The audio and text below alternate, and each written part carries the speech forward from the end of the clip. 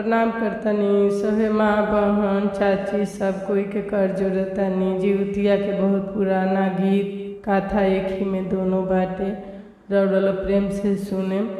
अच्छा लगी तो सब्सक्राइब करम लोग, कमेंट करम लोग। अभी सुनावतनी हम रौड़ल के। नर्मदा नदी के तट पे एगो पाकर के पेड़ रहे, वही पर एगो चिल्होर रहे नु हो। ए राम वही पेड़ तर रहे एगो सियार ने त दोनों में यारी रहे ना। नर्मदा नदी के तट पर एगो पाकर के पेड़ रहे, वही पे एगो चिल्होर रहे नु हो। ए राम वही पेड़ तर एगो सियार ने त दोनों में यारी रहे ना। ए राम वही पेड़ तर एगो रहे सियार ने त दोनों में यारी रहे ना। नदी के बगल में एगो गाँव रहे, पंचवट नाम रहे ना। ए राम माल के तू राजा एक नामी रहल, प्रजा खुशहाल रहल ना। ए राम माल के तू राजा एक नामी रहल, प्रजा खुशहाल रहल ना। कुआर के पितरी पख रहे, अष्टमी के तिथि रहे, जीवतिया के बरत रहे हो। ए राम सब सखी मिली जीवतिया कर सियारिन के नजर रहे ना। ए राम सब सखी मिली जीवतिया कर सियारिन के नजर रहे ना।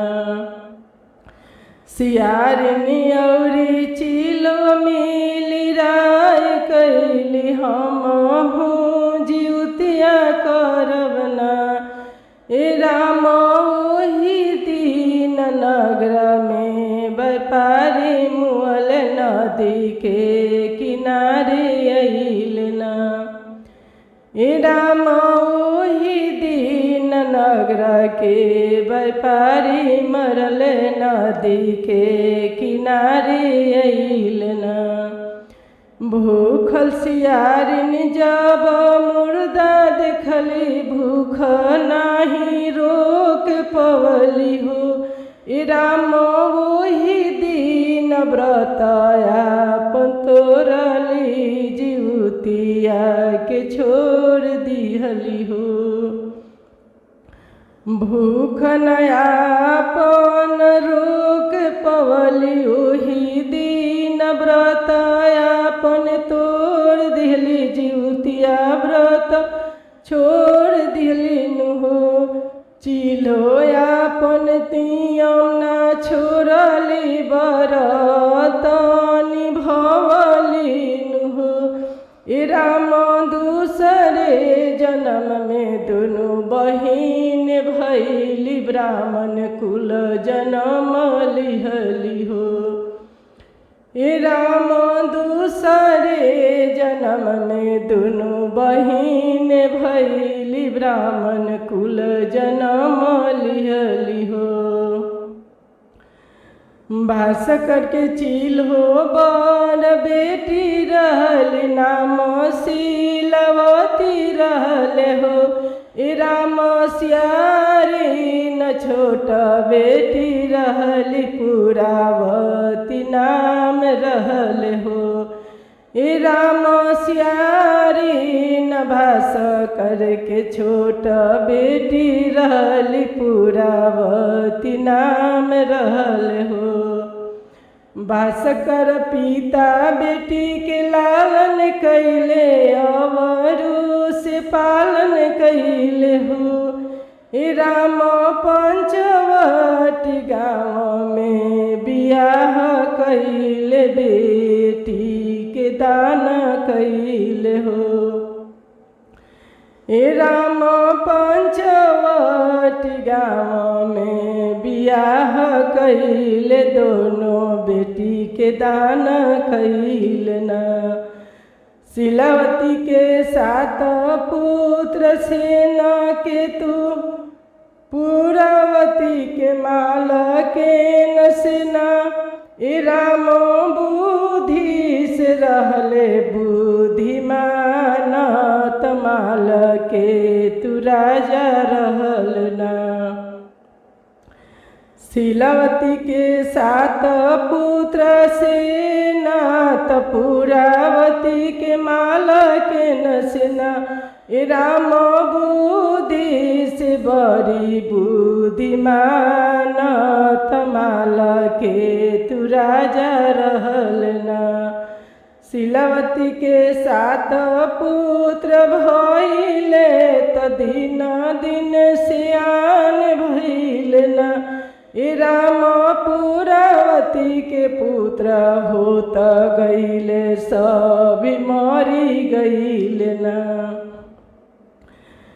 राम पूरावती के पुत्र सब होत गईले सभी मरत गईले ना।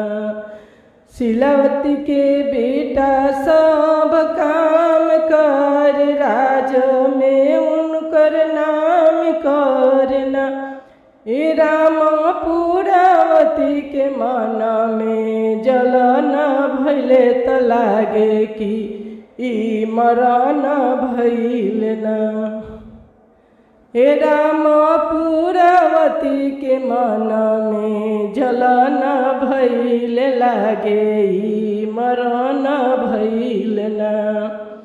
पूरावती 7 के सिर कटवावेली कपड़ा लाल में ओढ़ावेली नुहो।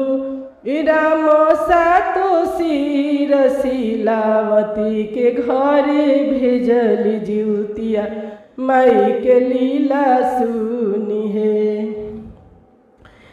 राम 7 पुमूर शीलावती के घरे भेजली जिउतिया माई के लीला सुनी है।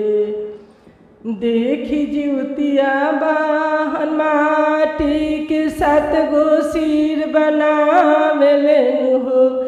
राम 7 सिर धर से जोड़ दिहले त 7 पुत्र जीवित भइले हो। राम 7 सिर धर से जोड़ दिहले त 7 पुत्र जीवित भइले हो।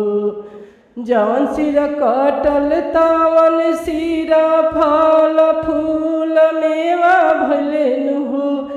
राम बाबा जिउतिया बाहन के कृपा से 7 पुत्र घरे अइले हो। राम बाबा जिउत बाहन के कृपा से त 7 पुत्र घरे अइले हो। पूरावती शंका मन में भइले त शीलावती के घरे गईली हो। राम देखली 7 पुत्र जीवित अपने मूर्छित भई गलीनु हो। राम 7 पुत्र के देखली जे जीवित अपने मूर्छित होई गलीनु हो। पूरावती आइली बहिन के समझावलीनु हो। राम पूरब जनमैया के बात बतावेली ओही पेड़ तले गईलीनु हो। राम पूरब जनमिया के बात बतावेली ओही पेड़ तले गईलीनु हो। हे राम जीवत बाहन के महिमा अपार तई है बा कहानी हो। हे राम जीवत बाहन बाबा के महिमा अपार तई है बा कहानी